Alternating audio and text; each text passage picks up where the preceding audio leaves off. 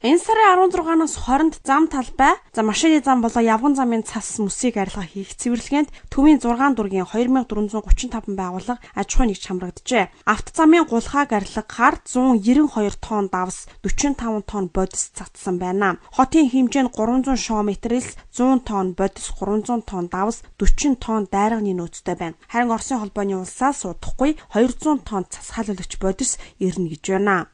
Ус цагуурын хүрээлэнгээс тухайн жилийн төлбөрийг 8 дугаар сар тогтоодог. Энэ жил олон жилийн дунджаас 1-ээс 1.5 хэмээр дулаан. Харин Дорнод Хинти Сүхбаатар аймгийн нутгаар олон жилийн дунджаас 1 хэм хүйтэн байх төлөвтэй гэж байна. Ер нь саяхан унсан цас жилийн хувьд эрт орсон. Зарим аймгаар 8 см цас орсон нь үдид их цас тооцогддог гэж байна. Одоогоор хамгийн зузаан цастай газар нь Дорнод аймагт 7-9 см-ийн зузаантай байна. Хэдий олон жилийн дунджаас дулаан өвөл болно гэж байгаа ч өвлийн дунд цараас хүүтрэн 1-3 дугаар сард цас их орно. Энэ үед олон жилийн дунджаас 1 градусаар хүүтрэх төлөвтэй байгааг ус цагуурын хүрээлэнгийн цагуурчид хэлж байна. Шууд Булартуя Батбатар нар мэдээллээ.